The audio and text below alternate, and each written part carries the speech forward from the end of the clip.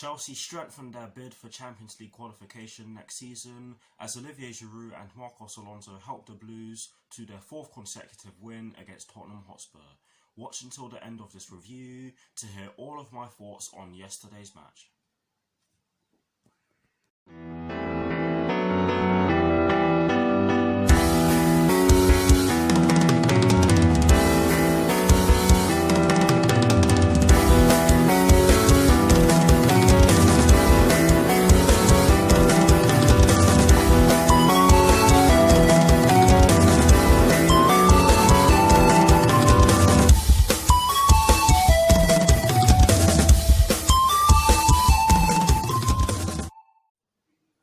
Hello people, welcome to my channel, welcome to another video. This is my review of the game which took place yesterday afternoon at Stamford Bridge in the Premier League between Chelsea and Tottenham Hotspur, which Chelsea ended up winning by 2-1.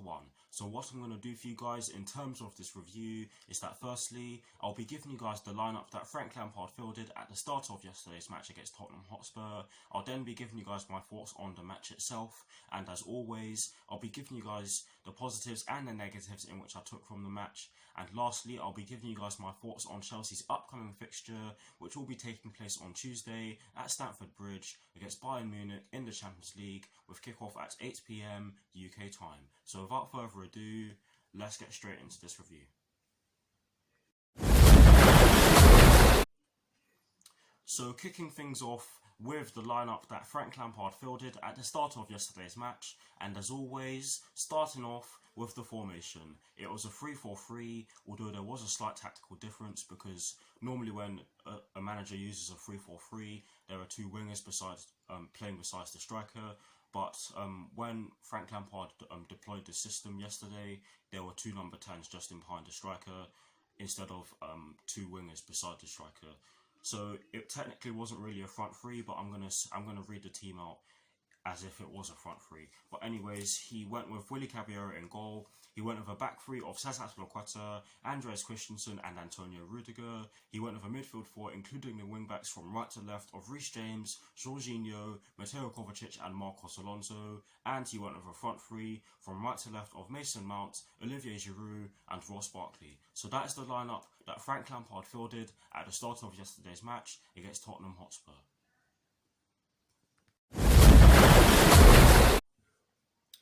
Now for my thoughts on the match itself, and as always, starting off with the first half. I felt as though Chelsea made a brilliant start to the match as we put Tottenham Hotspur under a lot of pressure and we created some really good chances. The best chance in which we created in the early exchanges of yesterday's match against Tottenham Hotspur was the chance which Mason Mount had, which arose from a brilliant ball from Marcos Alonso, and Marcos Alonso put that ball in because he saw that Mason Mount made an absolutely fantastic run in between the right wing back and the right centre back. And yes, Tottenham Hotspur did use a 5-4-1 and not a 3-5-2. Sorry for making that mistake in my team sheet reaction. I just thought that I'd clear that up. But yes, a brilliant ball from Marcos Alonso and a brilliant run from Mason Mount. And Mason Mount ventured into the box with the ball and he pulled off a shot towards the near post with his weaker left foot, which saw Hugo Lloris put in a save, which I believe Mason Mount won a corner from. I do think that he should have taken that with his right foot because he would have increased his chances of putting the ball into the back of the net. But it's good that he managed to pull off the shot anyways. But yes, in the 15th minute, our brilliant display in the early exchanges of the match paid off as we got the goal, as we got the opening goal. Jorginho puts in an absolute peach of a ball. I think it was Jorginho anyways. It was very similar to the ball in which Jorginho put towards Tammy Abraham against Watford some time ago, but what an absolute peach of a ball that was towards Olivier Giroud, who did look to be offside. The goal did go to VAR. I'll talk about that in a little bit. But yes, Olivier Giroud was left one-on-one with the keeper as Olivier Giroud managed to get past the last man, and he pulled off a shot which Hugo Lloris saved. It then fell to Ross Barkley, who was just inside the box, I think, or just outside the box. I can't remember for the life of me now. He pulled off a shot which hit the post, and that was very unlucky for Ross Barkley, I do have to say, because that was a fantastic hit. But then after it hit the post, or after Ross Barkley hit the post, it fell back to Olivier Giroud, who controlled it really well and fired it into the bottom corner, giving Hugo Lloris absolutely no chance because of the fact that he hit it towards his near post. And like I said, he gave Hugo Lloris absolutely no chance. And with the way we were playing up to that point, we thoroughly deserved that goal. It was a fantastic goal.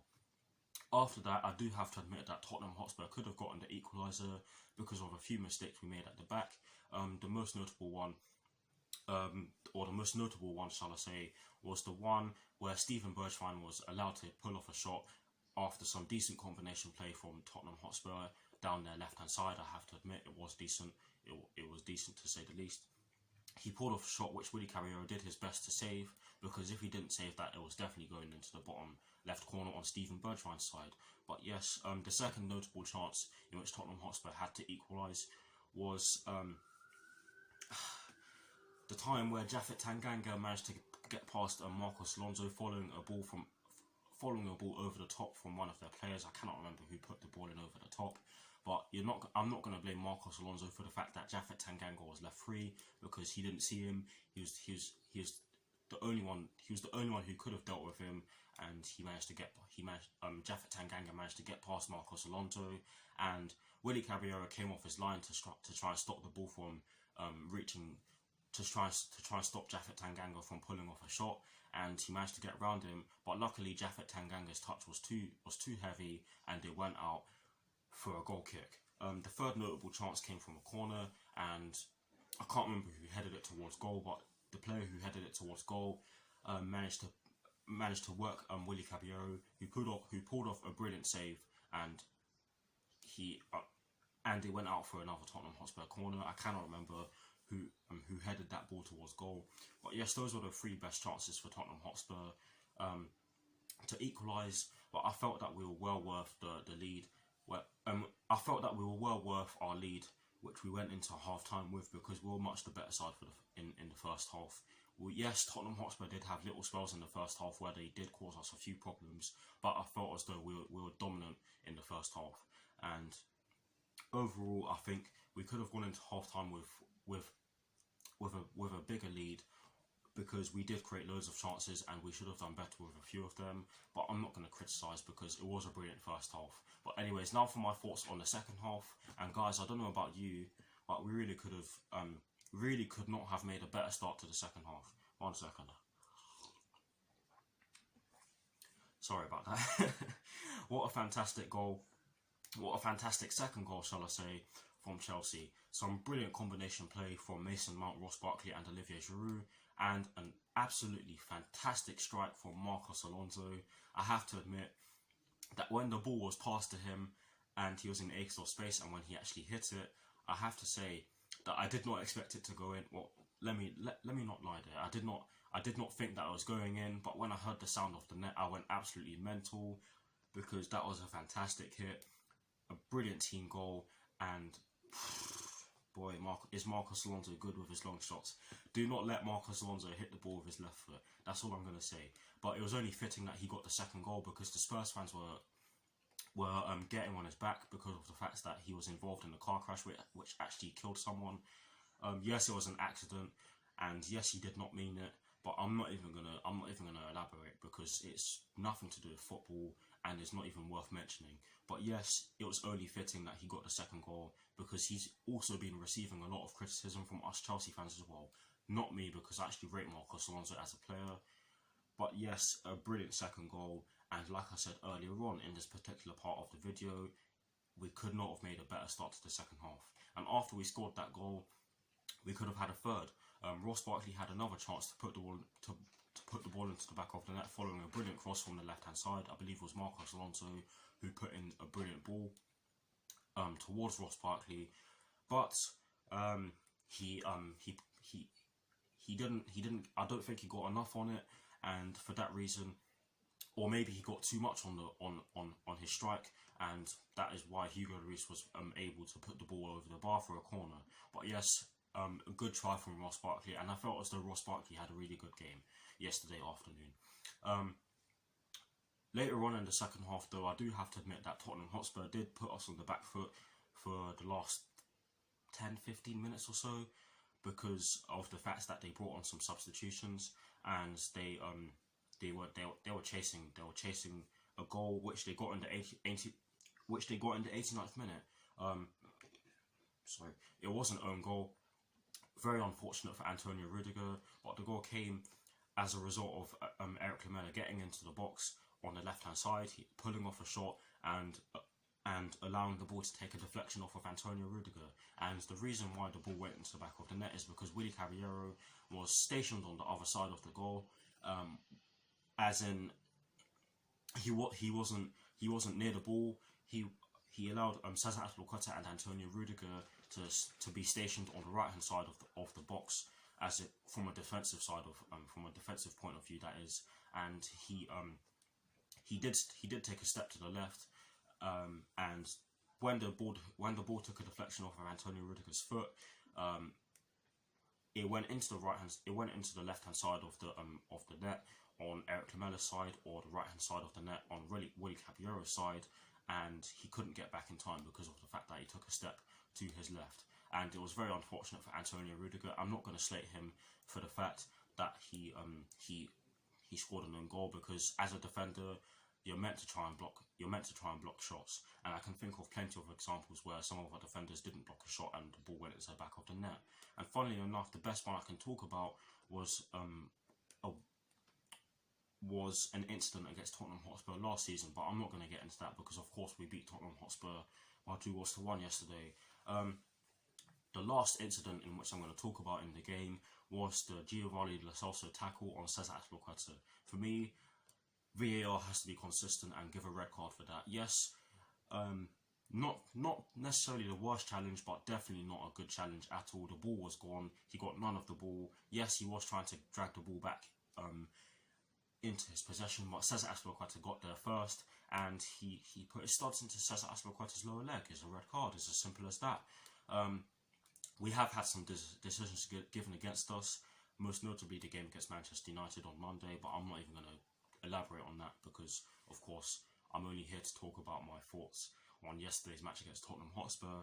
But VAR really has to be more consistent, and the thing that really did piss me off is the fact that the officials came out and said that they made the wrong decision and that they should have awarded a red card to Giovanni Lo Celso, which just shows you that the officials are corrupt. But overall, a fantastic performance. Every single player on that pitch for Chelsea yesterday, including the substitutes, played an absolutely fantastic game. I have to commend the players because I did not expect us to put in a performance, because we were facing a Tottenham Hotspur side who would have wanted to put in a performance to get the win, because of course they were 1 point behind us at the time. But yes, now for my thoughts now for the positives and the negatives in which I took from yesterday's match. Starting off with the positives, I have two for you guys in this video. Yes, one of them I've kind of given you already, but for this particular positive, I'm gonna highlight a few players who I thought were outstanding. Yes, I thought everyone was outstanding, but I thought I'm gonna pick out a few players who were especially outstanding. The first positive in which I took from yesterday's game is the fact that we were excellent and that every single player on the pitch for Chelsea, and like I said already, including the substitutes, had a good game or played a good game. I thought Mateo Kovacic was absolutely fantastic. His dribbling was immense. Mason Mount had an absolutely fantastic game as well. He caused their backline loads of problems, as did Ross Barkley, who I thought was unlucky with his shooting yesterday. I thought Olivier Giroud was easily our man of the match. He caused their centre-backs a load of problems, especially their central centre-back, who I believe was Toby Alderweireld, and of course he got the goal, which was fantastic. I thought Marcos Alonso had a brilliant game as well. Yes, I'm not even going to blame him for that incident, which involved him, Japhet Tanganga, and Willy Caballero in the first half, because that was not his fault by any means. Everyone else had an outstanding game. I felt as though Willy Caballero had an outstanding game as well. No one was at fault for that own goal, because that was just unfortunate on all levels. But everyone had a fantastic game, and that's the first positive in which I took from yesterday's match. The second positive in which I took from yesterday's match is the fact that we scored two fantastically taken goals from Olivier Giroud. Is that the fact that our two goals were fantastically taken from Olivier Giroud and Marcos Alonso. Sorry for stuttering there, and I really do apologise for stuttering, guys. I'm tired, forgive me. But yes, two absolutely brilliant goals from Olivier Giroud and Marcos Alonso, which ended up winning us the game. And that's all I can say on that one, because I really did touch on that already in the earlier stages of this particular section of this review. Well, those are the two positives in which I took from yesterday's match. Sadly, there has to be a negative, and the only negative in which I took from yesterday's match is the fact that we didn't finish off all of our chances. It could have been a cricket score had we taken all of our chances. It could have been 6-1 or so if we took all of our chances. But let's not be too hard on the team. Let's not be too hard on the team. It is still a work in process. It is still we're still going to need time. Not all of our players are fit, because of course N'Golo Kante is not going to be fit. Christian Pulisic hasn't been in the team for a while due to an adductor injury, i.e. the muscle in your thigh. But nonetheless, we didn't finish our chances, but that will come with time, and it really will come with time, because our team is really showing promise. We really are showing that we can play in a number of different formations. But anyways, that is it for my thoughts on yesterday's match. Let me know what your thoughts on yesterday's match are in the comment section below, and as always guys, I will do my very best to respond. Now, to conclude this review, I'm going to give you guys my thoughts on Chelsea's upcoming fixture, which will be taking place on Tuesday at Stamford Bridge against Bayern Munich, with kickoff at 8 PM UK time. This will undoubtedly be a difficult game, and I feel that we will have to be as good as we were on Saturday, if not better, if we are to get a positive result against Bayern Munich, because Bayern Munich are a fantastic team. They've been sweeping teams aside recently, and they've been doing really well against the English teams in recent seasons in the Champions League, most notably against Arsenal, where they've embarrassed them on numerous occasions. So hopefully we don't end up embarrassing ourselves, because I have to admit that there have been some Chelsea fans out there who have been laughing about Tottenham Hotspur's 7-2 defeat to Bayern Munich earlier on in the season. So hopefully that doesn't backfire on us. I do think that we can get a positive result, but we really have to play out of our skin, because Bayern Munich are a fantastic side. They're doing really well this season. I believe they're top of the Bundesliga, and they normally do pretty well in the Champions League.